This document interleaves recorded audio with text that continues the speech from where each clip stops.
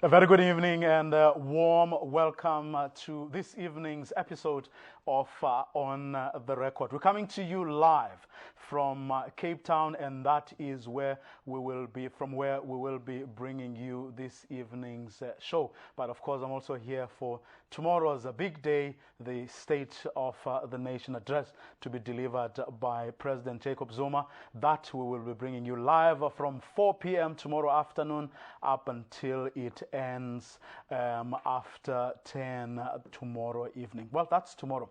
For tonight, though, we've got a jam-packed show for you. We've got civil society, business, labor, talking to us about their hopes and their aspirations, what they look forward to hearing from President Jacob Zuma's State of the Nation address tomorrow. Well, without wasting any more of your time, let's get straight to it, starting with this insert prepared for us by our parliamentary correspondent, Lucanyo Calato. As he prepares to deliver his 9th State of the Nation address on Thursday evening, answers to the state of our economy will be the president's main concern. Expectations are immense, even more so from his own party, the ANC. We're expecting the president to look at the progress that has been made with regard to the implementation of the National Development Plan. You will know that the National Development Plan is instructive with regard to the fight against unemployment, the fight against inequality and poverty, and the creation of jobs. Opposition parties are even more demanding. As a Democratic Alliance, you want the president to put the economy and jobs at the forefront. Last year during his SONA address, he launched a 9-point plan, which we haven't seen come to fruition because the economy is shrinking and we see jobless South Africans increasing. What is he going to do now as we wait for the court decision to be made? What is he going to do about so many other things, about the economy that's in such a dire state at the moment? And maybe we need answers from him as to what saw it necessary for him to remove the previous Minister of Finance, who we thought was doing an excellent job. The farming community is also feeling the pinch because of the heavy drought that we are experiencing as a country. He must speak to those issues. And also the president has got to speak to the issue of why he asked Minister Nene. President Zuma is expected to deliver his address at 7 o'clock on Thursday night. Lucanyo Calato, SABC News, Parliament. Lucanyo Calato giving you a preview of what political parties from President Jacob Zuma's own party, the ANC, right through to other opposition parties, talking to us there about their wish list, their feelings, hopes, and aspirations. Well, here in the studio this evening, we do have the CEO of Business Unity South Africa, Mrs. Khanyisile Koyama. Thanks for joining us. Thanks for having us, William. Well, business had a meeting, behind closed doors meeting with the president yesterday. I'm sure a lot went on that. But from where you sit as Business South Africa, what for you are the most important things that you would like to hear the president speak about or devote a great deal of time and energy on? We'd like to see, Vuyo, the president talk about fiscal discipline. I think tightening the belt even further. I think corporates have demonstrated that we are feeling the pinch and we have tightened the belt. You know, it hasn't been in the most comfortable manner, but the corporates have taken that step. So we would like to see the same from government. You know, the wage bill, the costs around government, we'd really like to see that changes. We talked about regulatory certainty, that it doesn't help an investment climate when there's regulatory uncertainty, you know, and the speed at which legislation goes through Parliament, the not changing legislation too often. We have talked about a speeding up of infrastructure rollout. We need to see that because for the country to grow, for jobs to be created, there has to be a concerted effort towards that. The National Development Plan is one that business has embraced. So we would like to see partnerships between business and government that go towards accelerating its delivery. And maybe another area that we, I think, as business and also the country would like to see is some action and movement around the state-owned entities. You know, as business, we have made the commitment that we want to dedicate professionals to teach state-owned entities how to run effectively. The burden of the debt of the state-owned entities and that government constantly has to bail out is not one that is lending itself to a favorable growth environment. So that's just a highlight of some of the areas that we're talking about. Let's go through some of them one by one. Let's start with fiscal discipline. Is there a sense among business that government is a bit on the loose in that regard? It's not. Yeah, and you know, I said tighten the belt. And 2 years ago, a year ago, when the various ministers of finance gave their budget speech, you know, the fiscal prudence was a weight that featured quite significantly. Do you think that they didn't follow through? In other words, they're not as good as their word? An element of that, but also, you know, when you make that decision, you have to carry it through. And I made the reference to corporates who have taken the pinch. You know, I don't think any corporate wants to reduce salary increases, wants to lay off people. But when you review and you see that the overheads are too tight, you have to do it. So when we look at what government is doing, what are the things that you are able to point to and say, here is evidence that government is not exercising that fiscal discipline that is so needed? You know, it's unfortunate, but you will read sometimes that some government departments continue to, you know, not cut on travel expenses, maybe... Well, they've cut back on the party. There's no party tomorrow evening. Fortunately, there isn't a party tomorrow evening, and we welcome that, you know, because it's not in anybody's interest to have those. But I think... you know, I serve on a board that used to be a state-owned entity but has now privatized. And one of those areas that that is still a legacy is leave. That people had this long leave that they could carry over, and that is a liability. Some of which they sell. And some of it which they sell. So, you know, those are legacies that come from that environment. So it tells you that in state-owned entities it still exists. And when you have people that you know in government, and my brother would have like 60 days of leave, and you say, why? How come? So that discipline, how do you accumulate it? So that discipline has to happen. Let's talk about regulatory uncertainty. This phrase has been, especially over the past, few weeks, has been coming up way too often. I thought, business, you know, has people lobbying in Parliament or who watch parliamentary processes, and is there a sense that government is not exercising this? Not entirely, Vuyo, but there are instances. You know, we are in Cape Town during the mining indaba, and you will know that the MPRDA was pulled back and put on hold about 2.5 years or so ago, and that still hasn't gone through the government people always say those are we're pointing to few instances, but by and large there's a great deal of certainty from the way the government does its budget to saying this is our program for the year, as will be outlined by the president tomorrow again. So you get all of that, and there's enough notice. You participate in all the processes where there's tightening of So you cannot complain. You cannot possibly complain about regulatory uncertainty. Having said that, you know, we are, as I said, we are at a mining indaba where the mining industry is bleeding.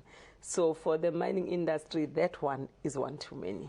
Because when investors give you the feedback that says, you know, for 3 years, you haven't resolved legislation. I don't know if I should invest here because I want to see my return.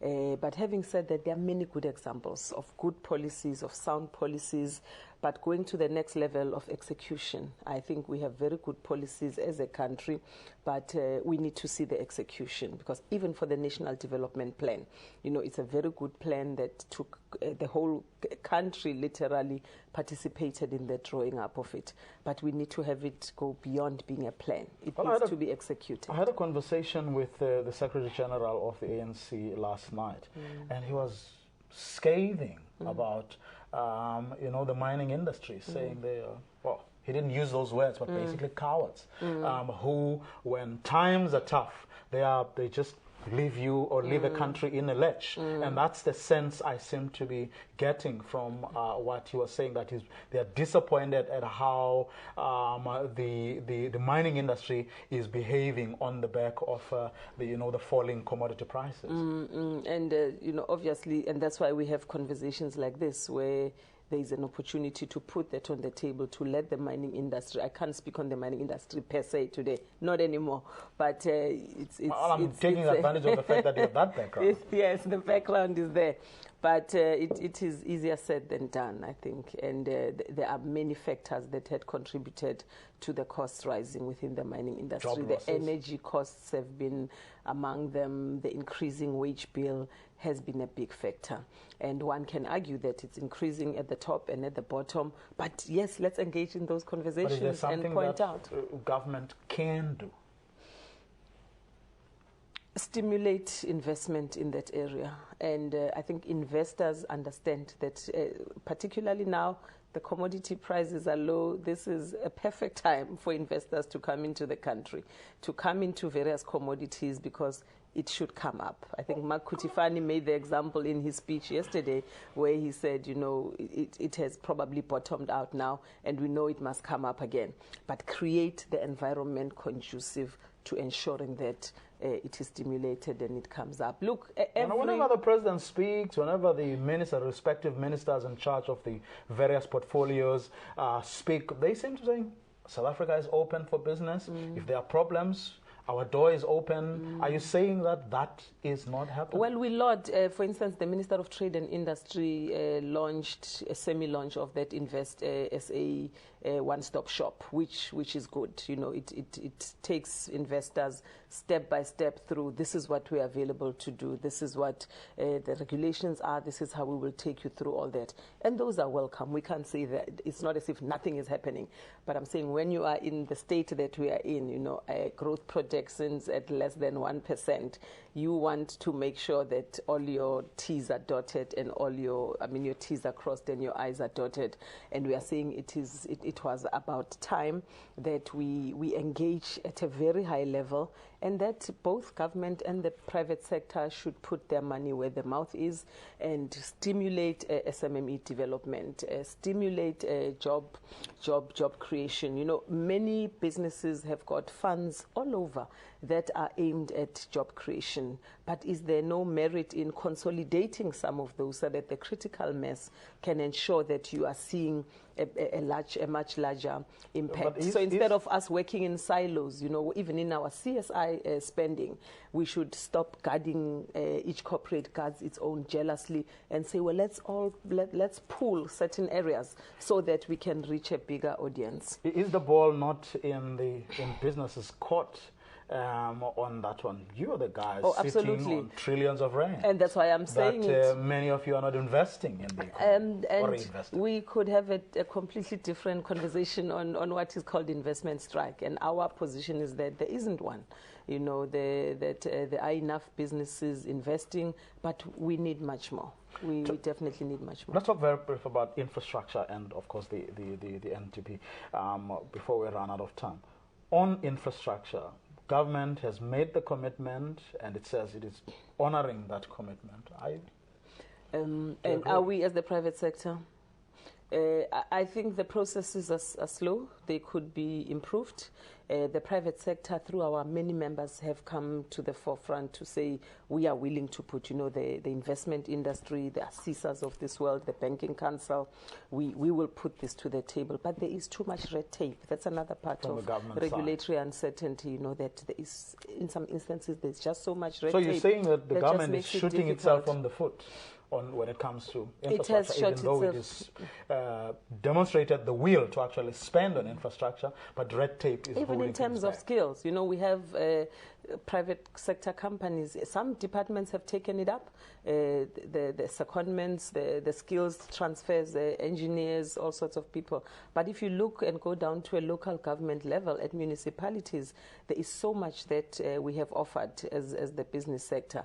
But that level of government is just not coming to the party in terms of meeting and getting the necessary skills transfer. And that is where delivery should take place more than If you were to anywhere advise else. President Jacob Zuma, or if you're President Jacob Zuma sitting in his house right now, what is the one thing that you would want him to say, that which will allay the fears of business, but also give you confidence that beyond this point or beyond tomorrow, it will not be business as usual? It is, I'm tightening the belt. I am going to monitor and ensure that everybody accounts for every cent that they are spending.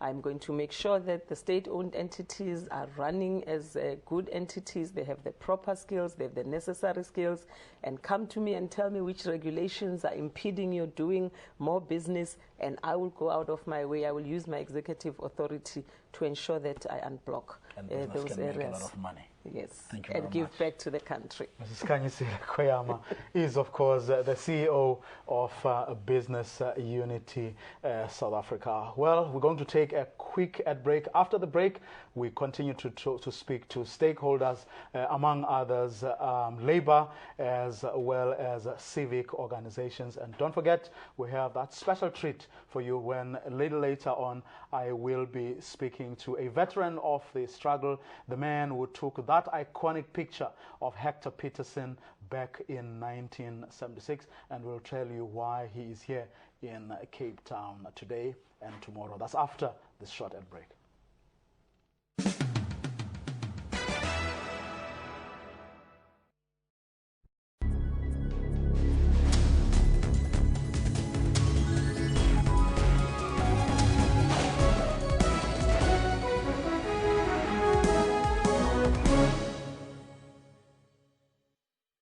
I'm Peter Ndoro. And I'm Robakini Chetty Miller, SAB Miller, and Anheuser-Busch InBev. It's something that I need to learn to say more often. Will together produce around a third of the world's beer. It is a mouthful. Have you ever considered skin bleaching? Nigeria tops the list of African countries with 77% of its women bleaching their skin. Now I can see that it is not good because it affects my face and some of my body parts. Thousands of Arab Israelis and Palestinians participated in a big rally. Flight MH17 was shot down by a Russian-made missile. How those chips may fall is a prediction best left to the currency of time. That's Primetime News, Africa Journal, and Your World on SABC News. Make sure you join us for Afternoon Express this week. Veteran actor Pope Gerard joins us in the loft. We take a look at South Africa's brand new romantic comedy for Outdate. Actress and comedian Kree Governor chats to us about the kings and queens of comedy show in Durban. And we look back at the highlights of SA Menswear Week in Cape Town. Also, remember that we will be off air on Tuesday the 9th and Friday the 12th due to cricket. From our loft to your living room, Afternoon Express weekdays at 4 p.m. Find it on 3.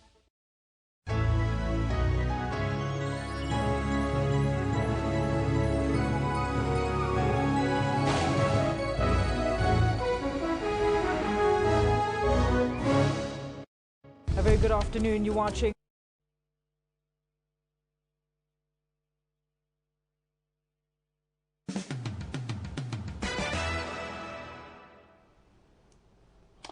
Welcome back, and if you've just joined us, we're in conversation with civil society, organized labor, organized business, the day before President Jacob Zuma delivers his State of the Nation address for the year 2016. Great deal of anticipation, given also the events of the past couple of days, yesterday in particular. Well, joining us now is Matthew Parks, who is the Parliamentary Officer for the Congress of South African Trade Unions, COSATU. Welcome, Matthew, and thanks very much for joining us. Sure, thanks for inviting COSATU.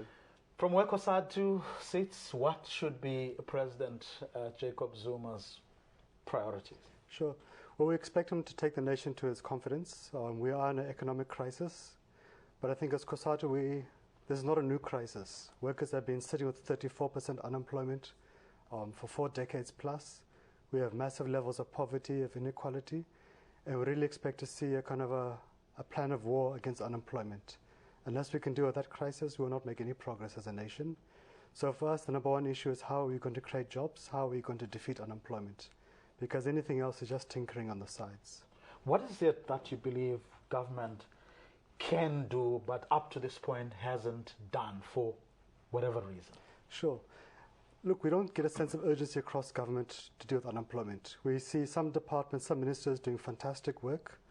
Others just seem to think it's business as usual.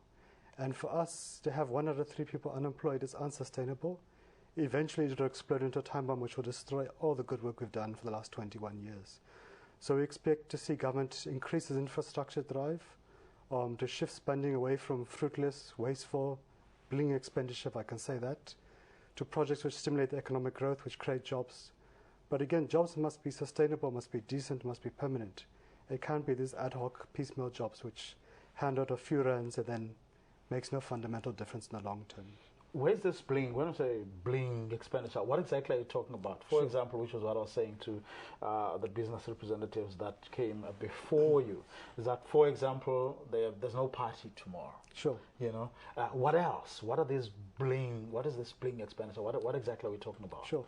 Well, in fact, for the State of the Nation address tomorrow, we appreciate that they've cut down a lot of the bling, but yet Parliament will still spend 3.5 million rand for an hour speech, which makes no sense when you have free technology, free communications available. What could it be doing? Surely we can cut that instead. I understand they're spending 500,000 on a TV setup. I think a lot of those things, and they're flying people from all over the country to attend a speech which will be broadcast live. 3.5 million rand surely could be used to upgrade a school, provide decent classes. But besides that one point, if the AG, the Auditor General, is pointing to billions of rands which have been wasted on corruption, on wasteful expenditure, we think government and the president must crack the whip on all these departments. So he should be standing there all alone with a camera in front of him and deliver the speech. Well, he doesn't need to stand alone, but I think it's difficult to explain to people, to nurses who earn 100,000 rand, how we can spend 3.5 million rand on a speech. But besides that, you have ministers, 35 ministers, 38 deputy ministers. Each of them is entitled to a car which is worth 1.2 million rand. Again, how do you explain that to a police officer earning 200,000 rand, that we think you can have a car worth 6 times your salary, yet you're putting your life on the line to protect citizens every day? We really think it's a question about priorities. And it's not just here. You see consultants. We're still spending billions of rands on the budget on consultants instead of just capacitating civil servants to do their job properly. We see money being pumped into parastatals, yet we have CEOs at SAA, at the post office, at Telkom, literally bankrupting the parastatals to a point of virtual collapse. We saw how they had to intervene in SAA recently because the credit line had been suspended. And we've found that kind of reckless approach by civil servants, senior leaders, in fact, to public money. It can't continue. At the post office, it got so bad last year, through years of neglect. Postal workers got paid half the salary on Friday and the other half the next week. These are people who need to put bread on the table for their families. So I think there's a lot of room within which to negotiate and to squeeze expenditure to be more productive. But does that room for squeezing expenditure exclude expenditure on workers? The business representative who came before you was complaining about the huge wage bill. Sure. Look, if business had its way, they would pay workers 2 rand a day. They'd be happy to do that. And that is part of the problem we've had, that we had an apartheid wage legacy in the public service. People were paid peanuts. How do you expect a police officer to risk his life if he's being paid a poverty wage? At the same time, so it is good government has reduced that wage gap. And in fact, government has done well in that regard to reduce the wage gap and start paying people a decent living salary. But there's still a huge gap with senior managers earning exorbitant salaries in the millions and civil servants earning 200,000s. It gets worse in the parastatals where you have the CEO of Eskom making 12 million rand a year, which is 6 times the president's salary. Yet you've got ordinary Eskom workers earning 100,000 rand. So you need to get the right balance in that regard. Is it the right balance, or you're saying to government, you cut wherever you need to cut, but yes, the workers... You can't touch the workers. Bill. We can't touch it. And in fact... It's not a bit selfish, though? Look, it's not selfish for someone to want to be able to pay for electricity, pay for school fees, pay for bread, for water. And when the average person, for example, at the NSFAS, the University Tertiary Crisis, we have fantastic work by government to provide funding available for tertiary students. Yet you're excluded if you earn above 122,000 combined in your household, which means if your mother is a domestic worker and your father is a refuse collector, you won't qualify. So there's not selfish for people to say, look, we're bleeding. We have an Eskom year after year increasing the electricity tariffs by 3 to 5 times the inflation level. How is it possible for workers to keep up with that when workers' salaries barely keep up with inflation? And in fact, inflation hits workers the hardest because electricity, water, food, petrol, far and above inflationary increases every year. And it's difficult to tell workers to be patient when ministers earn 2.4 million, when parastatal CEOs earn 10 million. It's very difficult to expect that kind of constraint. But how much effort are you putting, and you in particular, as allies of the ruling party, you in particular, having your own erstwhile comrades, who are today ministers? Senzeni Zokwana, is a former, NUM president. Now, do you engage your comrades about this? Some of you call it crass materialism, right? Do you engage them about these exorbitant salaries and pecs that they're getting? Do you engage the ruling party and say to them, look, the way you're behaving is not how a government that cares about the people should behave? No, in fact we do. We both engage as comrades, as allies, as a trade union. We want to see government succeed. It's our government. It's the best government we've ever had. We don't want it to fail. But at the same time, we speak frankly, behind closed doors and openly. And we're not afraid to march against government if needs be. We're not afraid to go on strike. So it's a two-pronged approach. And I think, for example, if you take the issue of retirement reforms, where COSATU has been very unhappy about it, we've had frank engagement with government behind closed doors, and when we didn't succeed in that regard, we're not afraid to go publicly as well, to say this is what our members are feeling. So we're not going to cherry-coat it or cover it with sugar. And look, many people would say, COSATU is weak, the alliance is not functioning, etc. But we've seen now with retirement reforms, because COSATU has kicked up a racket, has made his voices heard very strongly publicly, inside the alliance and outside.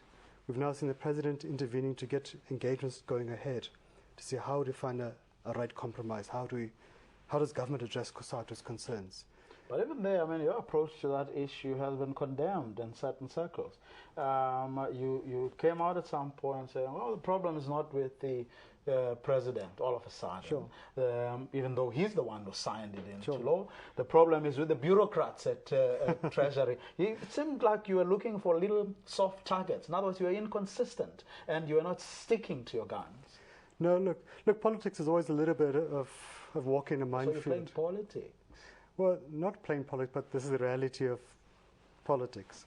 But if you look at our first reaction when the president signed it in Christmas Eve in December and when it was gazetted in January, we're not afraid to criticize the president if needs be, in a comradely spirit. But you made an about-turn later. No, look, to be honest with you... he had nothing to do with it. As if he signed with his eyes closed. No, we're sure we suspect he was not aware of all the issues, because often what happens in government, they bring the president about a dozen or two dozen bills at the end of the calendar year and say, please, President, sign these bills. That tax law bill, in fact, is about 200 pages long. And a lot of these bills have very innocuous titles, like Taxation Laws Amendment Bill, which may not speak to the issues. They're not called retirement reforms that COSATU is not happy with. So that's why I think we're saying, look, But I think, look, also as allies, we don't want to destroy each other. We want to build each other, but if needs be, we'll be frank and say we're not happy with X and Y. We need to fix it. If we were sweetheart unions, we would have just kept quiet and said, we've lost this one. And I think, so that's kind of the strengths of COSATU. And I think those who, look, our mandate is our members, and that's who we care about. Are they happy? If people criticize us, that's fine. That's the nature of democracy. We won't please them, but we want to please our members and make sure their concerns are always addressed. I know that, the worker who's exploited on the factory floor is the same worker who has to trudge home to inhumane living conditions in many instances, and so on. But what is the one thing that, outside now of immediate sort of collective bargaining and related issues, what are the issues, social issues, that COSATU feels so strongly about that this year you've said to yourselves, these issues we want dealt with and we want to put our shoulder to the wheel, and we're going to make sure that we take up these issues together with the government? No, sure, and thanks for that. Those are really critical issues, especially when you have the triple challenges of unemployment, poverty, and inequality, which is affecting all of us. Look, I think a number one priority is the retirement reforms. We've asked government to stop the pending law on it and to table this comprehensive social security discussion paper, which will address it in a macro way, and then we can look at all the merits and demerits of the different options. We're confident government is going to come to the party on that. We're also pleased that the Minister of Health has released the National Health Insurance White Paper. That, for us, is also a key issue. We know it will not happen overnight, but we're glad the discussions will start now. And we would also want government not to buckle under pressure from the medical industry, but to deliver an NHI like in Sweden or Britain, etc., or Canada, which can really cater for everybody, be it poor, be it rich, and a quality health service. I think we also want to see the expansion of access to the Unemployment Insurance Fund, which is workers' taxes, to help the unemployed, because we have a surplus of 120 billion in the UAF, which is meant to help the unemployed, but we have a third of our workers unemployed, not able to access it. Now, there is a fantastic bill which is in Parliament right now, which is going to increase access to the UAF. It's going to increase UAF benefits from 8 months to 12 months, increase maternity leave benefits significantly, help part-time workers. But there's still more that needs to be dealt with: resignations, farm workers, taxi drivers, etc. So those are kind of the priority areas for us. The other priority area, of course, for you is that there's been a lot of discussions in NEDLAC about how to bring stability to the labour market, which everybody needs, be it workers, be it businesses. Bitterly about that. And look, workers also don't benefit from labour market stability. They want to earn a wage in peace, but they want to earn a decent wage. They don't want to be molested, etc. So that's the one task team. The other task team, which is also critical, is one also at NEDLAC on a national minimum wage. There's a lot of discussions around it. In fact, the President in last year's State of the Nation address set the ball rolling. It was meant to be concluded by tomorrow, where he was meant to be able to announce the good news. Unfortunately, as negotiations happen at times, they take time. We're hoping the President will put pressure on those talks to move forward. There's a little bit of a stalemate. But again, look, we're confident we will make progress, and we believe a national minimum wage must happen soon. It must be a living wage, a decent wage. It cannot be poverty wages. And we think that will help also stimulate economic growth. Matthew Parks, that's where we're going to leave. Cool. Thanks very much for being part of this conversation on the State of the Nation address that President Jacob Zuma will be delivering tomorrow, starting at 7 p.m. Of course, we will be bringing that speech live here on SABC News Channel 404. But our broadcast will start at 4 p.m. in the afternoon and continue right through to his speech and beyond. Right now, though, we've just spoken to organized labor. We spoke earlier to organized business. Up next, we're talking to a civil society organization that will be marching on Parliament to ask why and what is it exactly that they want President Jacob Zuma to say and do. That's after this short ad break.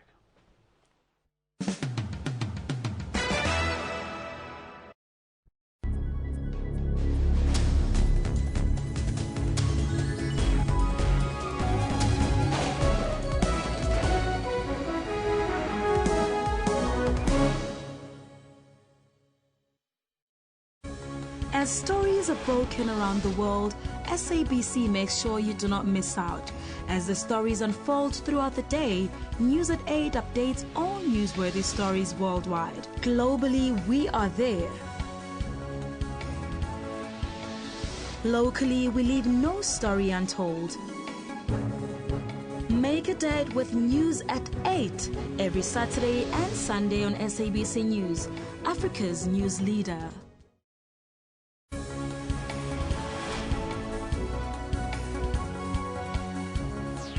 News Today takes an in-depth look on news locally, continentally, and globally. We bring the world to your home.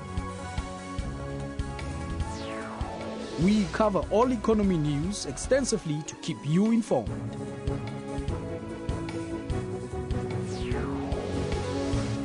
We are live to break news as and when they happen across the world. We analyze news using experts in all aspects. Make a date with News Today every Monday to Friday from 3 to 5:30 p.m.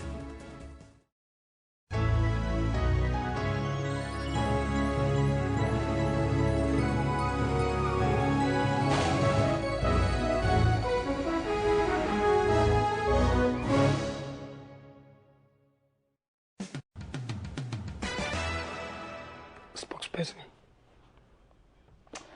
Welcome back. You're watching On the Record, and we're speaking to business, organized labor, and now we are about to speak to a civil society organization that will be marching on Parliament. Stembele is the spokesperson for SONA. You guys are marching tomorrow. Yes, good evening, Vuyo, and to the viewers as well. Yes, we have a march as SONA People's Rights Movement, but our march is in 3 phases. We will start by going to the DA offices, where we will then after go to the Office of South African Human Rights Commission, and then later to Parliament. The reasons are that there is this cloud that is hanging over in this country, this dark cloud of racism. As the organization that is advocating the human rights, we want to say to the country and the world, no more that this country can face the evil of racism. The reason why we are going to the DA offices is because of we have seen and noticed that it's their members, particularly those that are deployed in Parliament, to deliver services and are tasked for a nation building. And also we want the South African Human Rights Commission and the Speaker of the Parliament to invoke some laws, and there must be sanctions that are put in place for those that are so racial in this country. So we want, even if it needs to, a member of parliament needs to be expelled, it must be like that, because there is no way that people in this country are making comments, careless comments of racism, and then later there is no action taking place afterwards. And their parties are defending them left, right, and center. You're talking specifically about the DA? Specifically about the DA, because we've seen Sparrows and others, even Mike Waters, who is a DA MP currently. He has made some comments many years ago, and no one took an action about that black people are monkeys also. It is not starting now. We believe, as SONA People's Rights Movement, that it's deep-rooted in the DA. Now we want to take it with its roots by first starting to the DA and condemn those actions and saying, if it's claiming to be a party that want to build this country, it must start by disciplining those that are involved. All of them, they must be disciplined, and we want them to be chased away. So we want even sanctions to put in place, and there must be laws that are put in place by government. That's why we are going to the Speaker of Parliament. And tomorrow we also want the President to speak harshly about racism and condemn it with the contempt that it deserves. Because do you think the President has been a bit soft on racism, on the racism issue. Spoke to him a few weeks ago. He didn't think that it was a big problem. Thought it's a few people, will continue to be, the few racists among us. But by and large, South Africa is everything's fine.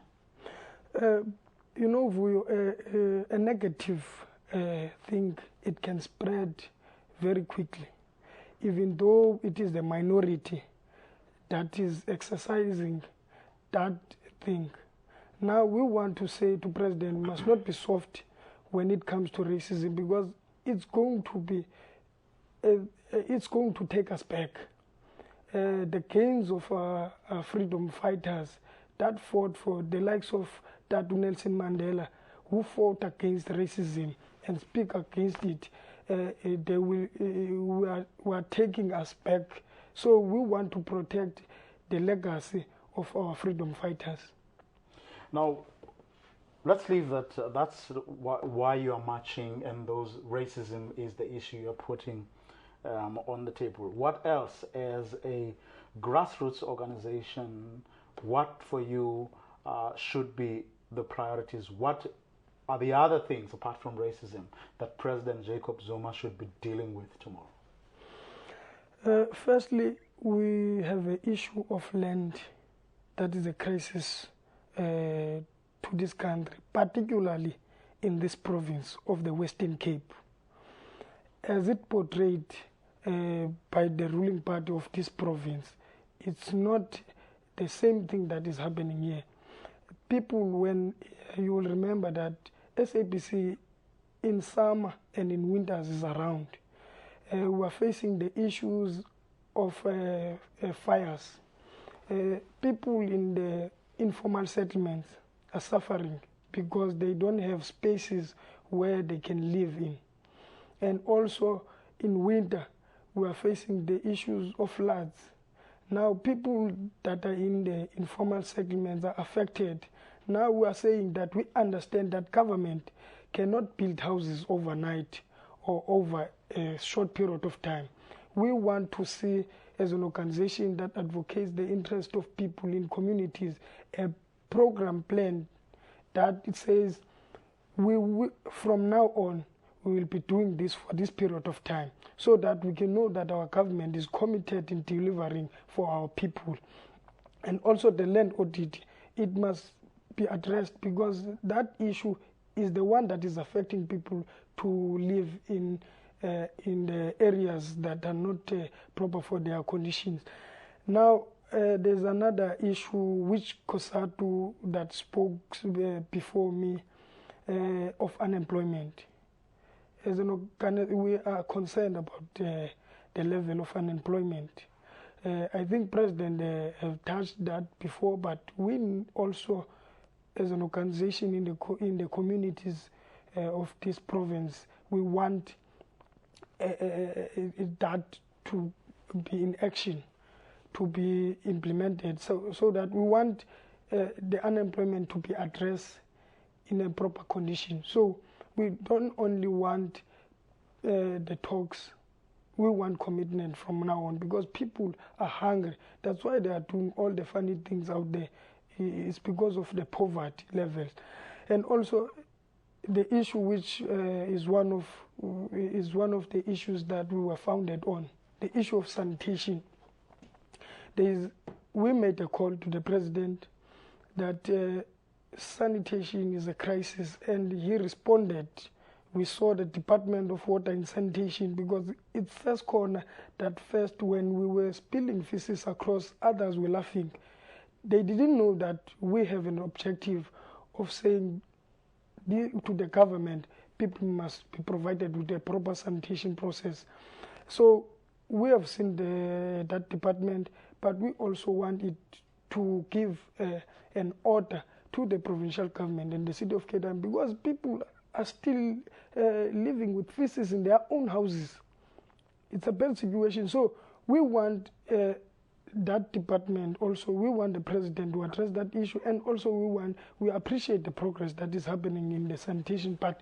We want it to be addressed and implemented properly as our wishes. Do you Do you guys get a sense that your campaign was misunderstood?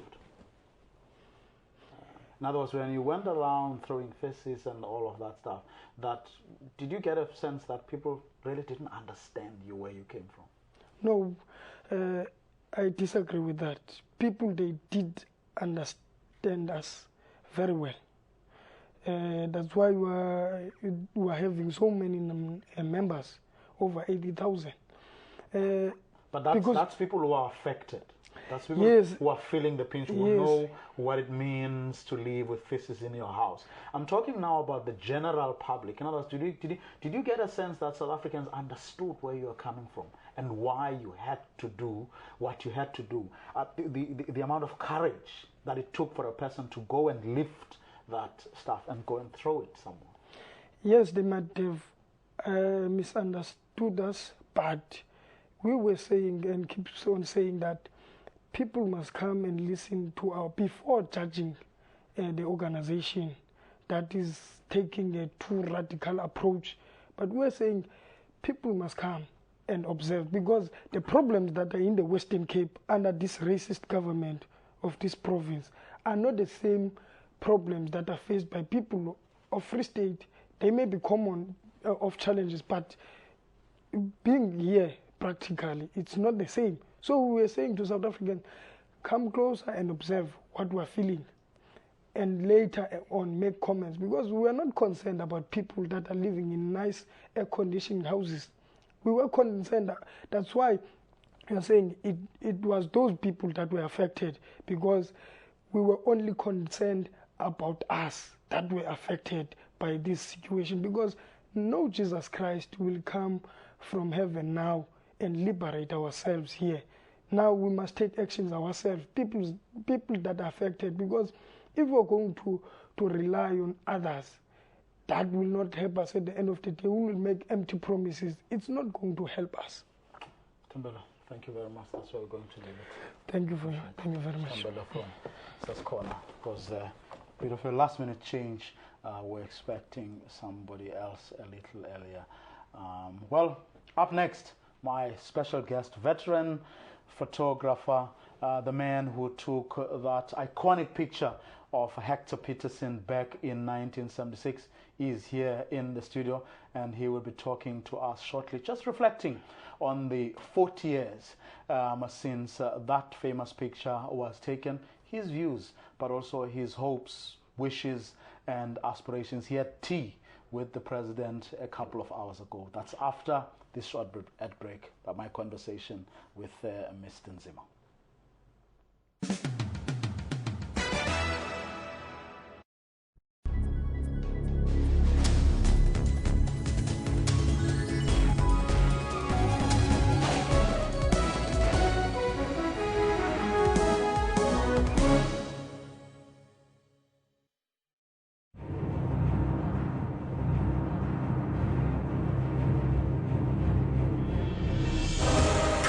For victory requires intense effort and teamwork. When you get to it, there is no turning back, because all eyes are on you. When it's action time, nothing should stand in your way. Sports Live tackles and analyzes all the sports action. This is the home of all your sport news, updates, and more. Sports Live, weekdays at 8:30 p.m. SABC News. We report, contextualize, and present news and current affairs honestly, fairly, and fully. We consider it a duty to provide consistent, relevant, useful, and top-quality information and analysis. Our mission is to provide credible, accurate, and interesting news programming, bringing news into everyone's homes in everyone's languages. Thank you, South Africa, for relying on SABC News for quality news output and for making us your #1 source of information. SABC News, Africa's news leader. Make sure you join us for Afternoon Express this week. Veteran actor Pope Gerard joins us in the loft. We take a look at South Africa's brand new romantic comedy for Outdate. Actress and comedian Krije Governor chats to us about the kings and queens of comedy show in Durban. And we look back at the highlights of SA Menswear Week in Cape Town. Also, remember that we will be off air on Tuesday the 9th and Friday the 12th due to cricket. From our loft to your living room, Afternoon Express weekdays at 4 p.m. Find it on 3. Are you saying the king must go to jail? You are not royal blood, therefore you are going to serve time on behalf of the king. Where does the public protector stand on this matter? Are you with the marches, for the marches, against the march? If this is your ancestor, it is very much his ancestor as well, because this is the cradle of humankind. Is there God somewhere in your science? Drinking the blood of a person with albinism gives extra magical powers. A man of the cloth is involved here because it would mean that somehow religion is being brought into this part of the myth. What do you say to that? Watch Question Time with me, Mpho Tsedu, Monday to Thursday at 5:30 p.m. on the SABC News Channel.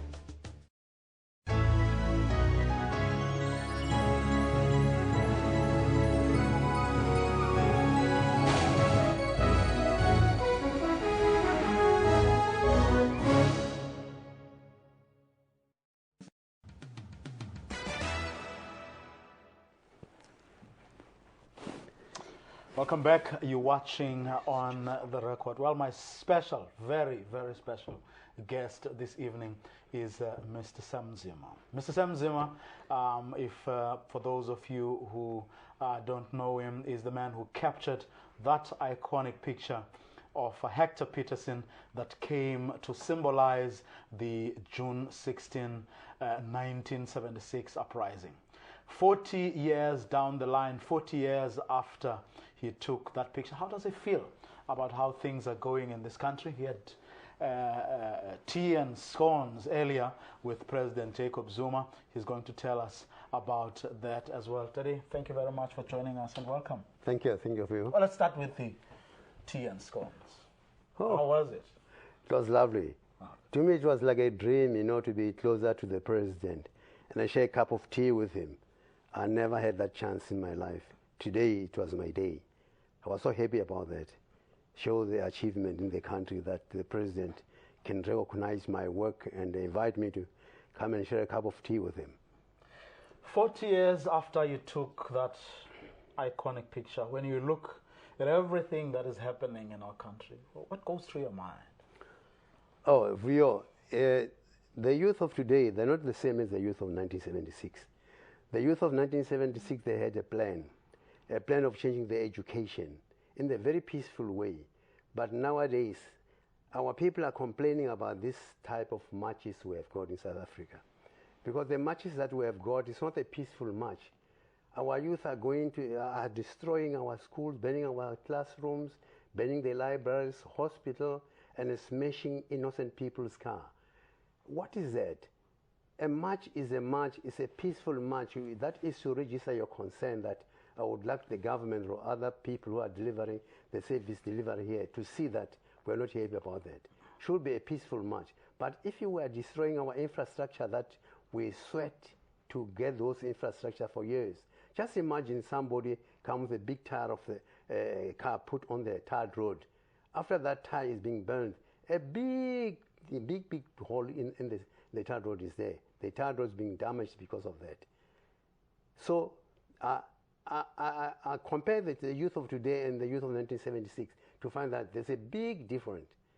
The difference is that today's youth, they don't have a plan. They just destroy everything that we have got as our infrastructure. What I think is missing is the fact that, because, to a very large extent, even in 1976 and in the 80s, there was a great deal of violence. Is your concern the fact that the youth of today can't distinguish between what was then an apartheid government that didn't care at all, about young people and about black people in general, whereas today you have a government that has been elected by the people, and to an extent people should show some respect for the infrastructure that is there. Is that your... Yes, that's my argument. Yes, that is that. Because now we can see that they don't have a plan, in the sense that how can you go to the extent of banning a police vehicle? Our today's police are just police service, they're not police force. In the past, we used to have a police force, whereby they were using a live ammunition when they see the people marching without a permission to march. Do you remember in 1976 is what happened? The students marched without a permission. They came with a live ammunition and they mowed them down. That's where Hector Peterson was shot down with a live ammunition. But today, they are using rubber bullets, just tear gas and rubber bullets. There were no rubber bullets by that time. They were shoot to kill. But today, a rubber bullet is not to kill, just to make you get frightened and run away from them. The police of today, they are no longer a police force. They are police service to help us to disperse the crowd that is marching in the wrong way. You see, if they just march peacefully, they were going to be achieving a lot. But now we are not achieving anything. We are destroying and we are marching backward. Let's leave students a little bit and talk just about life in general, the things that are happening in our country. What are the things that make you feel good and proud that are happening today? And what are the things that make you feel sad? Today I feel happy because the development is much more better than the one that we used to have during the time of apartheid. You know, people in the rural area, they used not to have electricity. But today, everywhere is electricity in South Africa. We are using electricity. During the apartheid era, there were no tarred roads in the rural area. But today, we are enjoying really tarred roads in the rural area. All those things are happening just now because we have got a freedom now in South Africa. During the time of apartheid, we're not getting all those things. What are the things that make you sad? What things that shouldn't be happening today? What makes me happy is that we are debating a lot than bringing the infrastructure and developing the country. It seems it's a power struggle nowadays. We've started the power struggle. Who's leading who? Who's leading who? That's a problem that I can see that we have got. That makes me not to be happy about what's happening now. How do we solve it? We started very well in 1990, 1994 when we had our democracy. We voted very well, everything was all right. But now, you know, in the past, when you are a leader of a political party, when you were elected, you were sort of assigning a death warrant because the police will be looking for you. You are the only person who's going to be arrested. And there was no salary by then. You were just a voluntary person to lead the people and work for the people. Those old people, Mandela and Sisulu and others who fought for this democracy, they were not being paid a salary. They were just working as a voluntary people. Today we are struggling for the power because of money. We are struggling to be a leader, whether you are a good leader or not, just because you are going to get a salary in that position you are going to have. And do you think a lot of the fights and the inefficiencies are because people are focused more on money and less on what they should be doing? Yes, and they don't think about the development and help the poor or the poorest. But you have hope that we'll get around this? Definitely. If we're working together, we're going to achieve a lot. We are going to make South Africa to be a place where everybody would like to come and live in it. Thanks very much. That's where we're going to leave it. Thank you. Veteran photographer, Mr. Sam Zima, who took that iconic picture of Hector Peterson, just sharing with us some of his hopes and aspirations. Well, that is where we're going to leave it for this evening. But do join me and Leanne Manas tomorrow from 4 p.m. That's when we will be starting with our coverage of the State of the Nation address that will be delivered by President Jacob Zuma. All of that and more will be live here on the SABC News channel 404. So do join us tomorrow from 4 p.m. For tonight, though, it's a good night from me and the rest of the crew here in Cape Town.